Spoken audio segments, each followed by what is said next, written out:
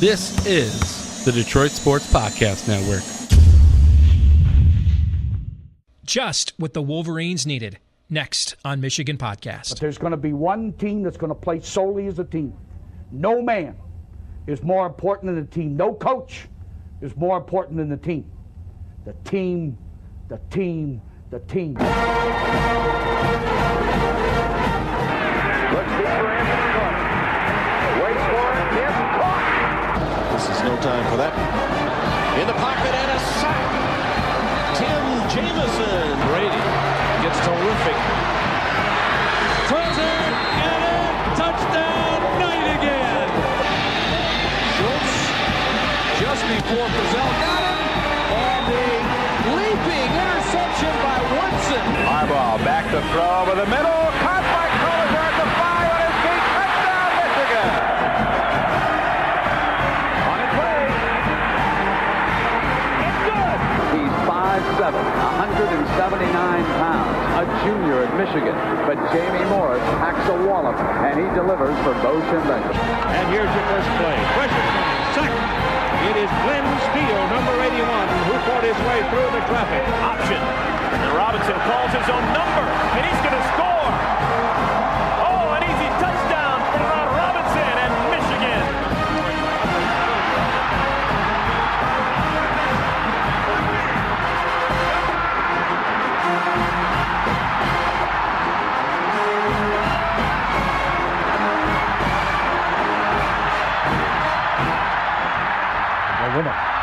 We're going to win the championship again because we're going to play as a team. And when we play as a team and the old season is over, you and I know it's going to be Michigan again.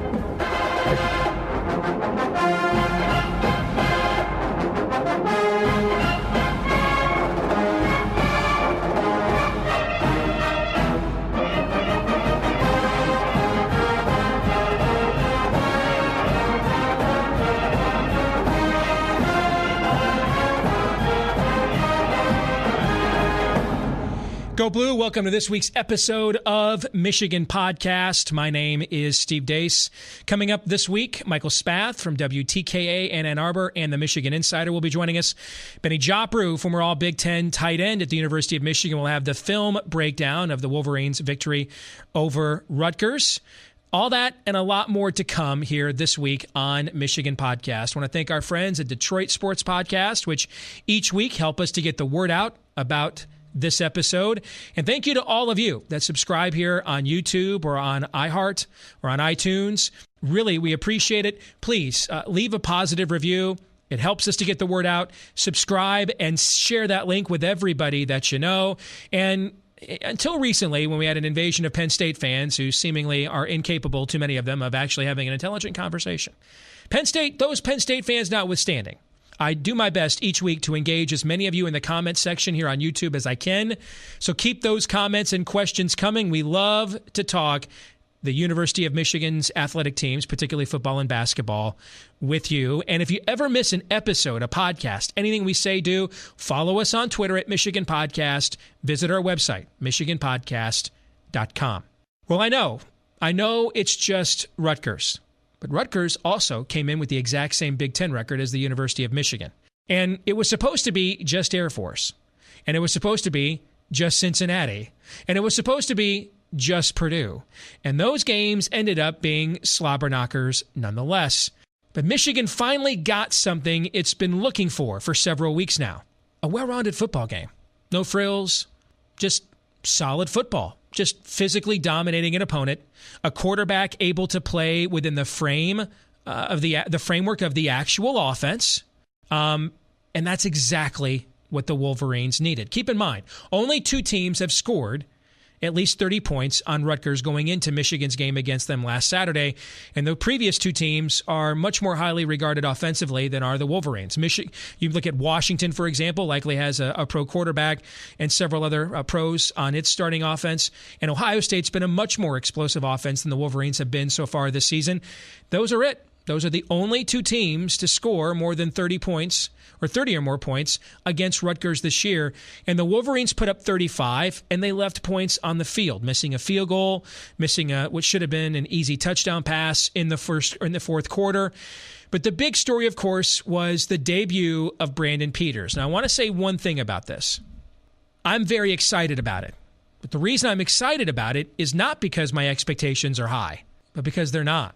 See, we haven't even been getting competent quarterback play this year. Brandon Peters' QBR was 96. That's the best QBR for a Michigan quarterback since Wilton Speight against Maryland on November 5th, 2016, almost a year ago.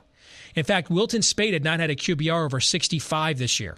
Like the Florida game Michigan won, his QBR was 33.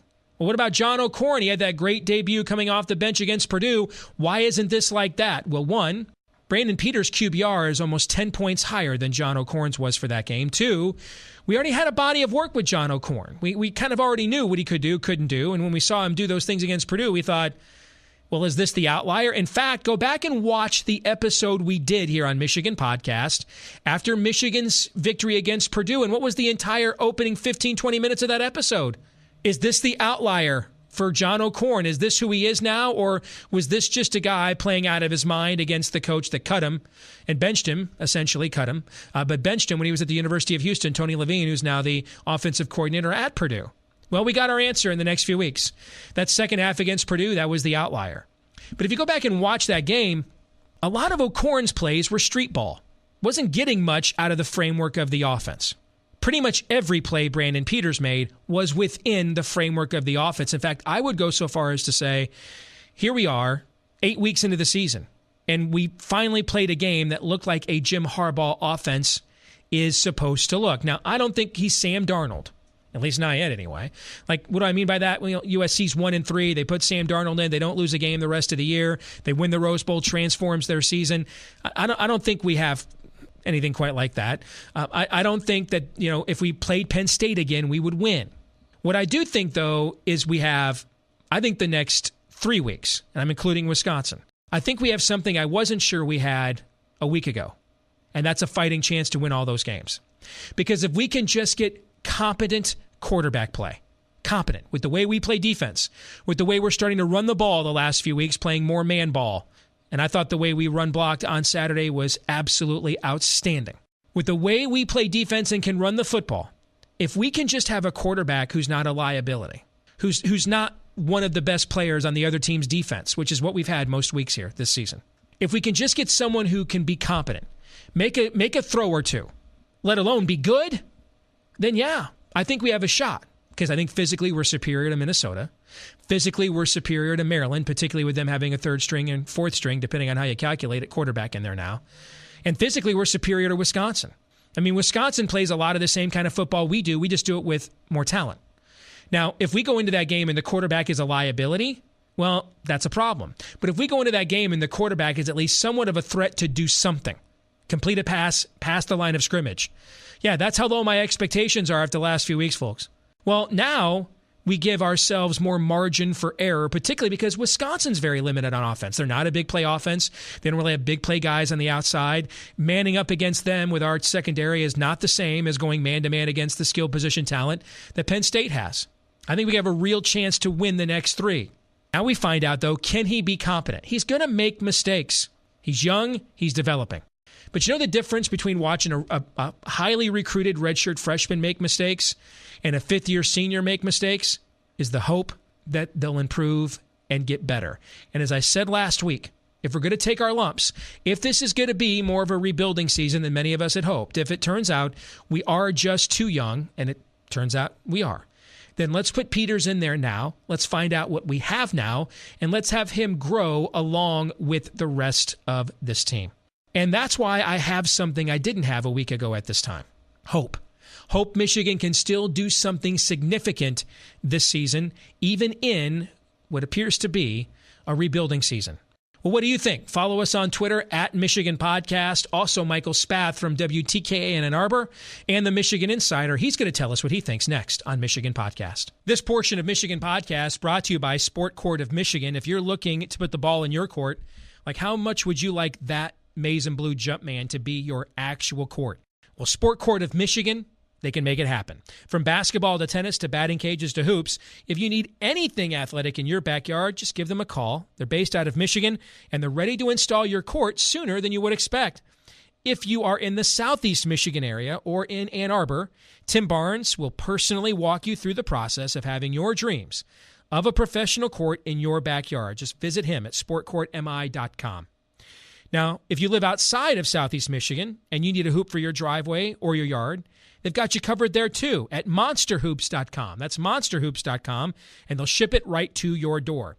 Now, if you mention the Michigan podcast to monsterhoops.com, you're going to save $100 on your purchase at monsterhoops.com. If you mention Michigan podcast to sportcourtmi.com, you could save up to $1,000 on your backyard game court, depending on the package you have selected. So sportcourtmi.com, michiganpodcast.com, and for that discount, tell them that Michigan Podcast sent you. Back here on Michigan Podcast, we're joined by Michael Spath of WTKA in Ann Arbor and the Michigan Insider. Good to see you again. Michael, your overall thoughts on Michigan's win against Rutgers, what it means, what it doesn't mean, and where the team is at now heading into the final third of the season.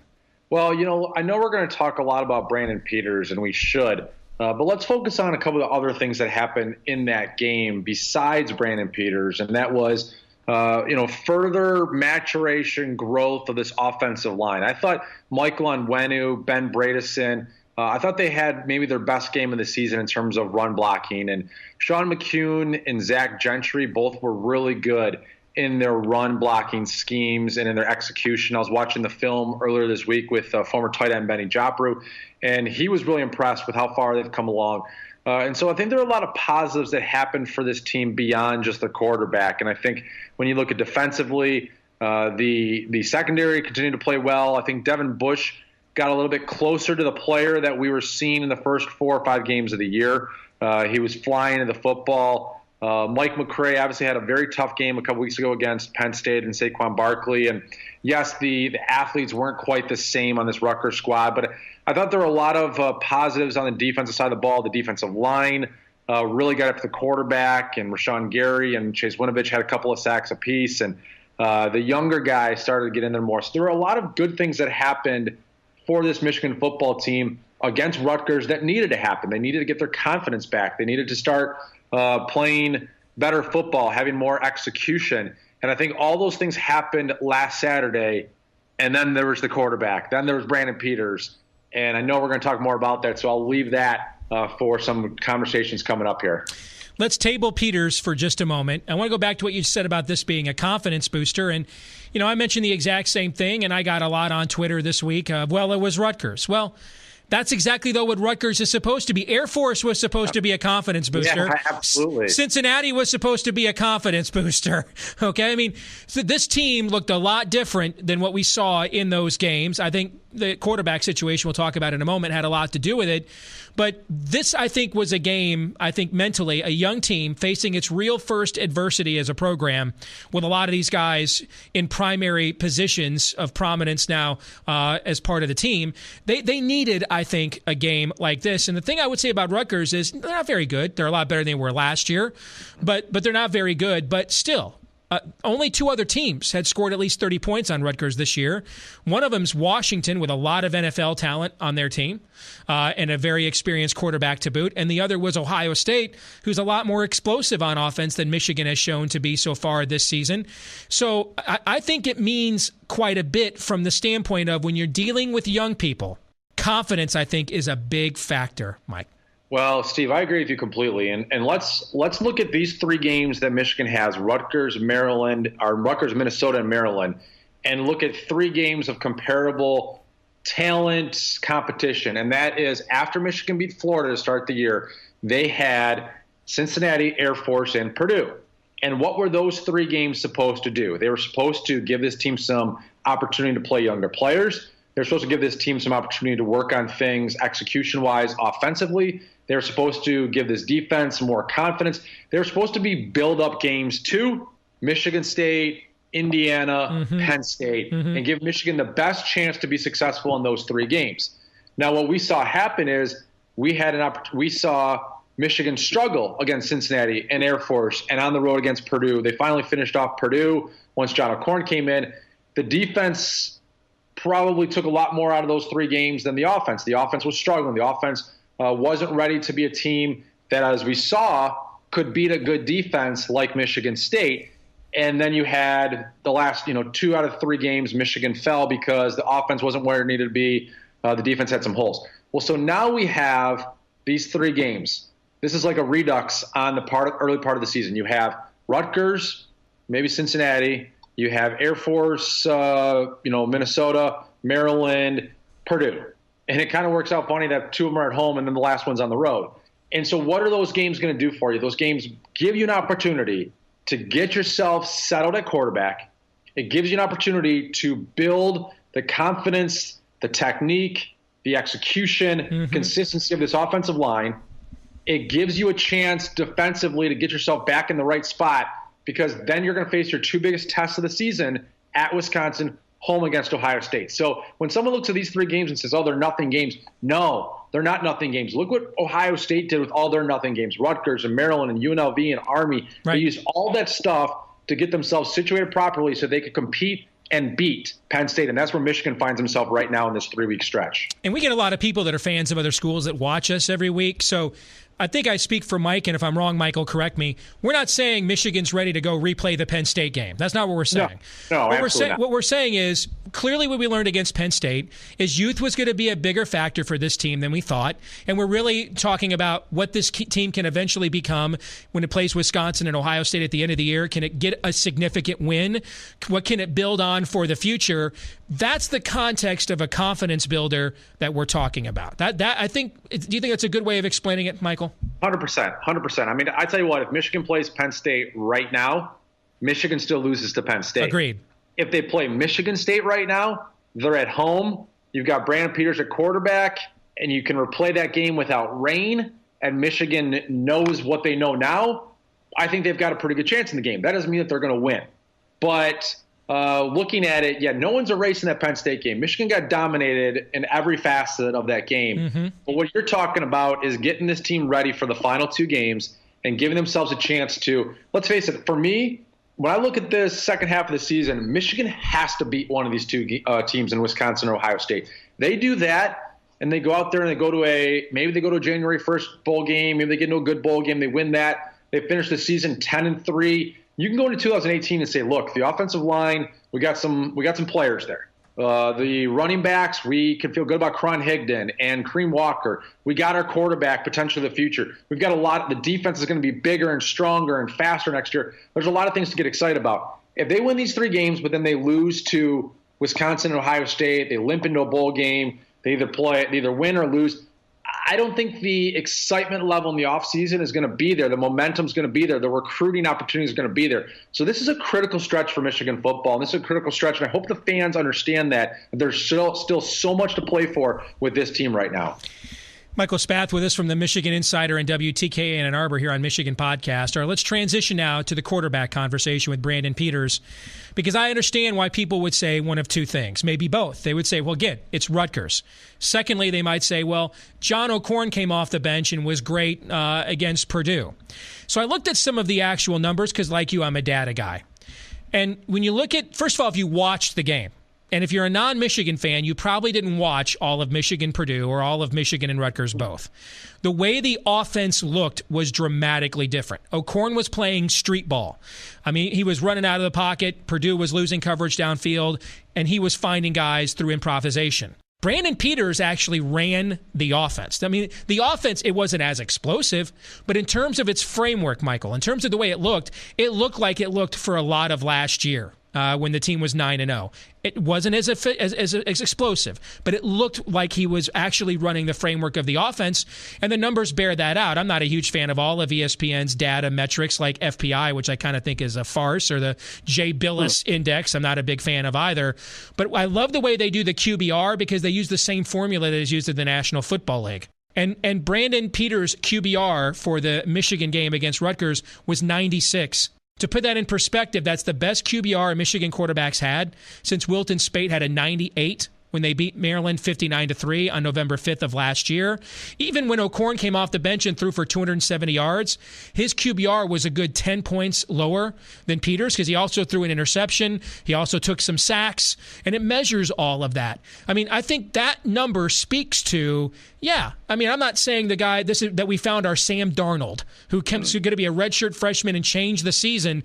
But when you play defense the way we do and we're starting to man ball in the running game, brother, you mentioned the Michigan State game. If we just could have a competent quarterback, meaning someone that's not a liability at the most important position, I think, that changes the complexion of a lot of things for Michigan.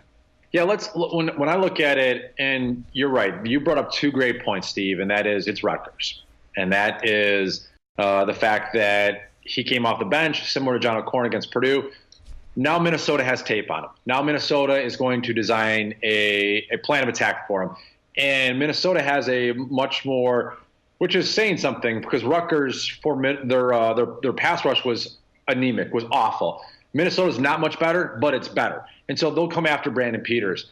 And there were some things in that game that Brandon Peters didn't do exceptionally well. If you notice, he didn't attack the middle of the field very much. Mm-hmm. There was a play where they ran play action where the skinny post was available, and he didn't go for it. Maybe he's trying to avoid the middle of the field a little bit. He had a play where he was throwing to, I believe, Donovan Peoples-Jones down the sideline before the Chris Evans touchdown that would have been a touchdown pass. He overthrew him. The Chris Evans touchdown pass was thrown a little bit behind Chris Evans. He wasn't perfect, but he made a lot of the smart plays, the simple throws. When he scrambled to the right, I thought this. Go back and watch John O'Korn, and John O'Korn does the same thing. He doesn't scramble to the left a ton, a little bit here and there, but he scrambles to the right a lot. And when he scrambles to the right, he takes this gigantic, almost like J shape, that he ends up about 20 yards behind the line of scrimmage. And then he tries to throw a pass to somebody, and he can't get anything on it. And so there's no chance of that being successful. You watch Brandon Peters, when he scrambles to the right, he runs parallel to the line of scrimmage. He's about 5 yards back from the line of scrimmage, and that gives him an opportunity to put something in his throws. We saw them do that to make a 15-yard pass to Sean McCune. Mm-hmm. We saw him get a 10-yard pass to Ty Isaac on plays like that. That's a big thing that I notice a difference. He's not happy feet in the pocket. When he feels pressure, he waited and waited and waited until it was absolutely necessary to escape. John O'Korn, and part of it is the fact that he got hit a lot. It's kind of like the Devin Gardner. Yeah. When he got hit so many times in 2013 and 2014, he got really happy feet. But John O'Korn would do like a first read, and I feel like he was feeling the pressure before it was necessarily there. And you can almost count 2 Mississippi every time John O'Korn went back to pass. Yeah. Yeah, he was taking off, and that you're talking about running the offense. Well, to run the offense, to run Jim Harbaugh's offense, you need a quarterback that's going to stand in the pocket for more than, as you said, 2 Mississippi. You need a guy that's going to go through his progressions, and sometimes, and Brandon Peters did this really well, go to his check down receiver. So there were a lot of really big positives, and I'll tell you the biggest positive that I saw out of the game on Saturday with Brandon Peters, and that was this. And when he came in the game, the energy for the offense changed. Yeah, you sensed it. Yep. And now that could have just been one series. But you know what? It turned out to be the second series that he was in there when they came down and scored again before the end of the half. And then they started the third quarter, and the energy was still there, and guys were making plays. The one thing that I've wanted and the thing that I thought was so critically important to have Wilton Speight as a starting quarterback this year is a veteran guy that's been there. They've got so many young wide receivers, young running backs, young tight ends. You needed someone that was going to elevate the play of those around them. And we never saw it from Wilton Speight, and we certainly didn't see it from John O'Korn. And when you look at the best quarterbacks, you use Michigan's greatest, Tommy Brady, and what he's done with New England with a bunch of nondescript athletes around him. Again, no one's saying Brandon Peters, Tom Brady, but great quarterbacks and the critical quarterbacks make players around them better. And for 2.5 quarters on Saturday, that's what I saw from Brandon Peters. If we see more of that against Minnesota this weekend, that's going to be really exciting for this football team. And to put it in perspective, I don't think Wilton Speight had a QBR above 65 this season before he got hurt. And when you also look at Peters, this is now, we addressed our non-Michigan fans watching. This is maybe where we want to address specifically the Michigan fans watching. Let's not blow this out of proportion either, all right? because he's going to struggle. He's a redshirt freshman. I have a hard time believing Jim Harbaugh just didn't want to win enough and kept the guy who was clearly the best quarterback in practice all this time under wraps. I don't think either one of us believes that. So clearly, in fact, Jim even said after the game he was surprised. He himself was surprised at how well Brandon Peters played. And sometimes guys are just gamers. And maybe some of the things that have been reported out there on websites about Peters and him kind of being socially awkward and not growing up and watching him get passed over by O'Korn. When you're that age, when you're 18, 19, 20 years old, man, you can grow up a lot in 3, 4, 5, 6 weeks when you're really confronted for the first time in your life with, I ain't the bomb. I'm not the best ever. I'm not the hostess with the mostest. When you really come to grips with the fact that there's always a bigger fish, a lot of times young men at that age can grow up a lot in a short amount of time. And when you look at Peters, he's going to struggle. But I think the difference between Peters' struggles and what we saw with O'Korn is one guy's a fifth-year senior. And the question always after the Purdue game, Michael, was always, is that an outlier? Because we'd not seen him play like that his career at Michigan. We saw a lot of, even when Michigan was pass blocking well last year when he played, he was too Mississippi and out of the pocket. Okay, so we needed to know, was Purdue an outlier or was that who that guy is now? And we found out it's an outlier. With Brandon Peters, when he struggles, the book is not written on him yet. And so I think you can be more patient with him because you're watching a player develop. Well, and you're precisely right. And when you look at that game last weekend, I mean, think about the one play, I believe it was before the Chris Evans touchdown, where he threw a rocket on a slant pattern to Grant Perry, but he led Grant Perry too far. It hit the safety in the hands. If the safety catches that ball, it's a pick six. Yep. And now we're talking about maybe an entirely different reaction to this game. Yep. He didn't make every perfect throw. He missed probably a touchdown pass to McCune at the end of the game. He underthrew that by like 3 yards. Yeah, absolutely. So there are going to be growing pains. And I think the thing that, talking to a lot of head coaches, and I'm partial to Red Berenson because I covered hockey for a long time, and I used to always have great conversations with him. And he said, in a perfect world, when you're dealing with a freshman or a sophomore, you're getting 2 steps forward and you're going to understand there's 1 step back. Mm-hmm. And he's like, at those 1 step backs, he's like, what you hope it doesn't do is it doesn't cost you in hockey, it doesn't cost you a goal. It just leads to a scoring opportunity. In football, you're hoping that 1 step back is not an interception, a turnover that leads to a momentum-changing play.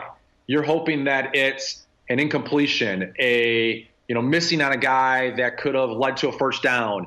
But you're going to see some of that. I will guarantee you this, and you know this too, Steve, is that if he's the starter in the next 4 games for Michigan, that there are going to be turnovers, that there are going to be missed opportunities, that there are going to be some moments where you sit there and you want to grab your hair and pull on it and go, how did he miss that? And Jim Harbaugh is going to be frustrated.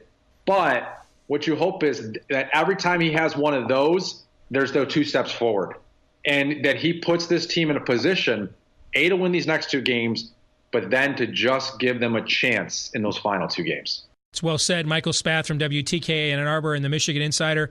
Thanks for joining us this week on Michigan Podcast, Michael. Good to see you. Absolutely. Thank you very much. We look forward to having you on the show this week also. Yep. Going to be on there tomorrow morning. Looking forward to it. We'll see Michael again next week. Back with more in a moment. I get asked quite a bit, hey, what can we do to help you guys get the word out, support what you're doing? What could we do to get you guys to do more? Because we love what you do here each week. Well, you're getting a look right now at our Patreon page for Michigan Podcast. Now, we're doing this as a labor of love, but what's the first word in the phrase labor of love?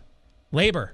And the labor is not cheap. The production team here, they're donating their time most weeks to do this unless we get some support on our Patreon page. In that case, then I'm able to convince them to keep doing it because I share it with them. So if you love what we're doing here at Michigan Podcast and you want to support us via Patreon, want to thank those of you that have already done so. Really, you're doing a great job helping to cover the cost of putting this on each and every week.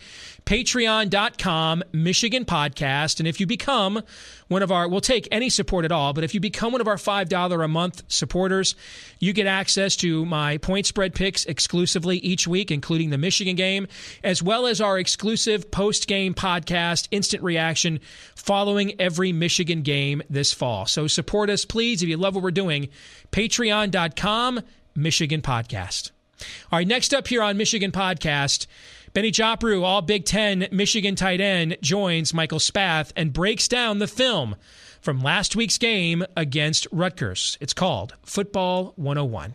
Welcome to Football Film Review with Benny Jopru. I'm Michael Spath, and looking at the Michigan-Rutgers game. We're going to get to a lot of offensive plays, Benny's side of the ball here in a few minutes, but we're going to start off at 4:56 to go in the first quarter, and Rashawn Gary gets the sack. And Benny, you've been there before trying to block defensive ends, and it looks like Rutgers tries to use the cut block here on Rashawn Gary for no success. Yeah, we've been talking about how well this defensive line uses their hands, and you see here Rashawn does a wonderful job using this technique to defeat the chop block. Puts his hands in the guy, sheds the blocker, doesn't let him get into his body by using his hands, gets around the edge, great leverage and great speed, bending around the corner here and getting some pressure on the quarterback. Mike McCray stays home, giving the quarterback nowhere to go, and eventually Rashawn Gary gets to him here. Yeah, there was an absurd stat after the game that said that Chase Winovich and Rashawn Gary combined for, I think it was 24 quarterback pressures. Well, that's an absolutely huge number, and both of them had a really, really good game. Benny, 12:49 to go in the second quarter, and Michigan gets a big 20-yard gain from Ty Isaac, and it's got to be a good feeling when your backside pulling guard gets out and there's nobody to block because the front side, the right side of the offensive line does its job so well here. Yeah, it's a really good job here. Gentry starts it off here with a really great block. He ends up putting his man on the ground. Allows no penetration, so allows all the pulling guard and the pulling tackle to get out front to lead the convoy. Bushel Beatty does a nice job getting on his guy, getting in the way of the safety or corner, defensive back coming off the edge. And then McEwen does a really good job standing on his guy downfield, as does Grant Perry. Everyone on a guy here. And Ty Isaac running really hard, gets down to the 1-inch line and almost gets in. Grant Perry, too, he takes a little peek over his shoulder to see where the guy's coming so that he knows to block him out towards the sideline, right? Yeah, I would think he's taking a peek. He's sensing that the play isn't over yet, so he's kind of he's also trying to see what's going on. But great job blocking downfield by all those guys as well. And unfortunately, just after Michigan scores, Rutgers scores, and this is something that's been giving them some trouble, and we've talked about it, Benny, the last couple of weeks, is when they line up somebody other than the quarterback under center. And here's Denorian Grant, a Percy Harvin type wide receiver running back that takes a direct snap and ends up going about 50 yards for a touchdown. Yeah, well, Michigan's been struggling a little bit, period, with the read option. I mean, I wouldn't say struggling, but the majority of their big plays have either been off the quick screen or the read option, and the same is true here.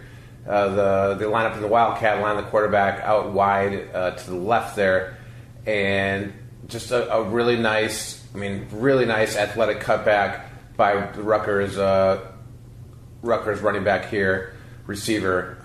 And you can't really blame anyone for this play. It's just another guy on the other team making a really, really nice cutback and takes to the house pretty much untouched.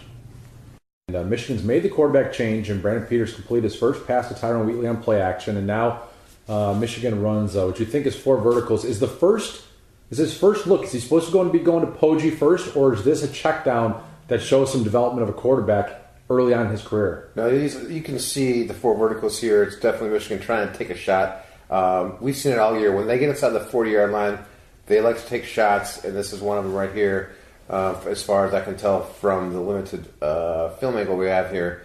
But he's looking downfield. You can see his eyes. He's looking for either of the tight ends. And he just calmly hits the check down. And he gets the one-on-one matchup on the check down, makes a good throw, and it's an easy completion to Poggi. 3:03 to go in the second quarter, and Cron Higgins scores on about a 10-yard touchdown run here with Michigan pulling on Wenu. And pulling Ben Mason to get out front side and take out everybody in their way. Yeah, once again, Gentry kind of leading the way here. Great block, pinning on his down block here, pinning the end down inside, allowing no penetration. Allows the Wenu to get around and kick out the defensive back. And Ben Mason with an absolute knockout block here on the cross block or pull block, whatever you want to call it.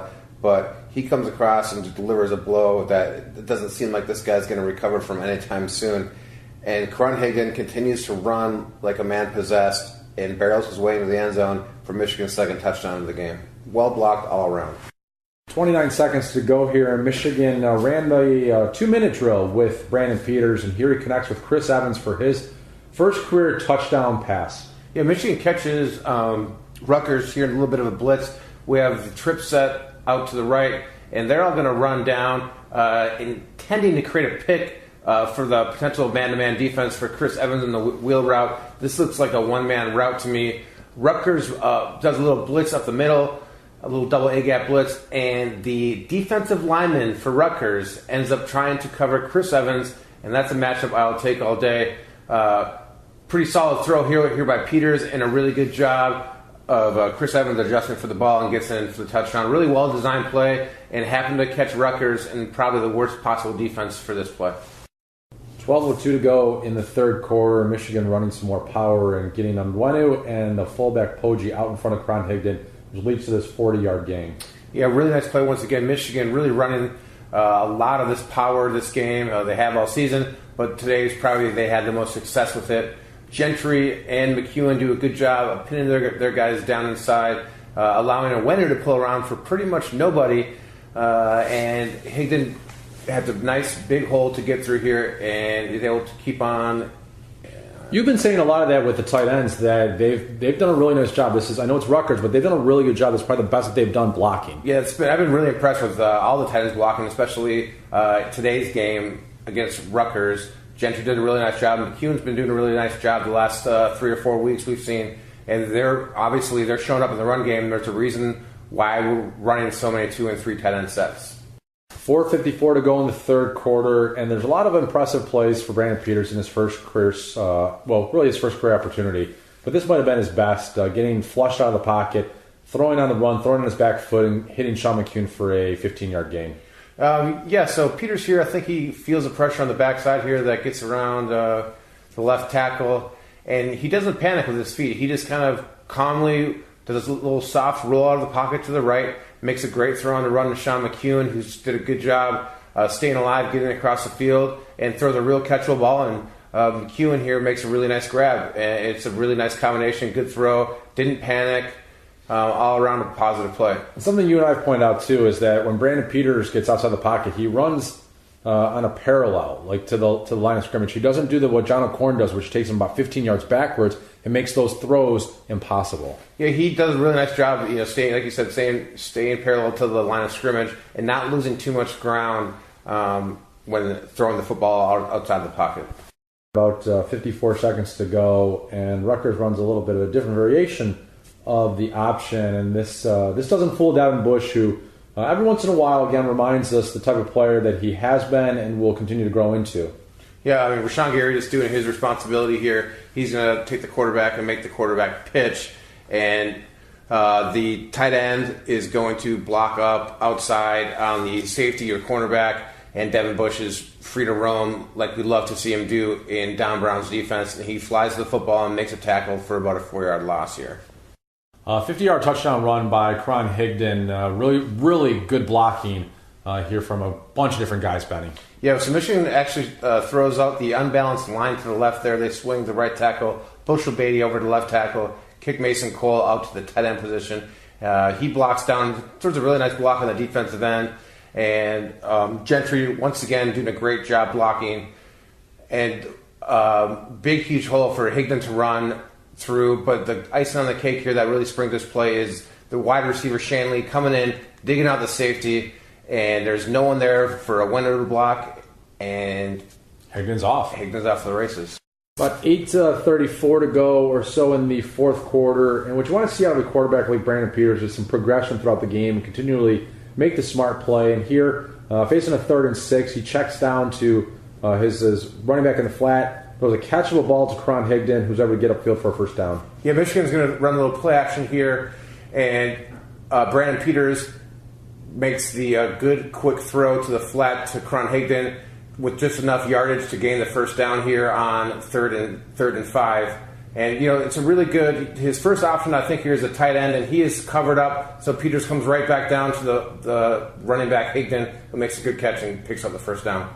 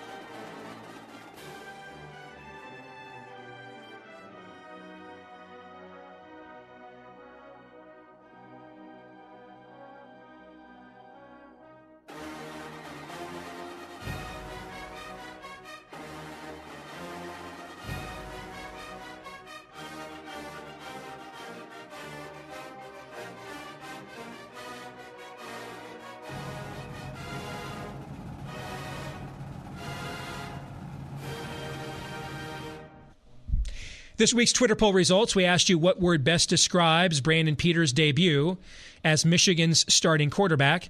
57% of you said promising. 19% of you said efficient. I think either of those first two are, well, sufficient. 14% of you said necessary. I think that's true too.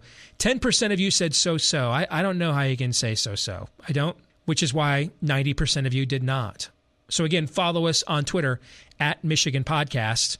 This week's question of the week: is Georgia's win over Notre Dame better than any win Bama has so far since FSU has tanked and maybe was never really a top 5 team to begin with? Well, I don't know that we know Florida State was never really a top 5 team to begin with. And I think we as Michigan fans have learned that you have to be so much better than everybody else to survive not being good at quarterback. It's the most important position in the sport, and there is no close second. And Florida State really is playing a guy right now that wasn't even a 4 or 5-star recruit, was supposed to be a developmental quarterback, but some of the other guys either flamed out or transferred.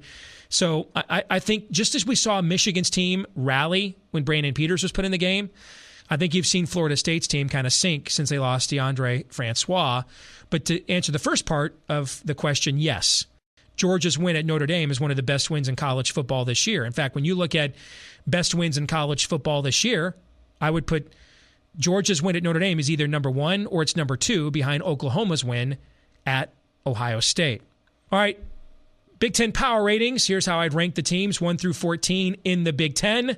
Ohio State takes over the top spot after their win against Penn State. But I think Michigan has a chance to really finish higher if Brandon Peters can continue to grow. And here comes Northwestern with their typical second-half surge under Pat Fitzgerald.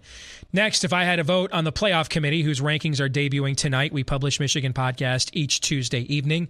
My final 4 would be Georgia number 1 by virtue of their win at Notre Dame. I think that's better than any win Alabama has, and it's as good as anyone in college football has. I'd have Alabama number 2, Clemson at number 3 because they still have 2 wins against teams that I think will be in the top 20 of the playoff rankings.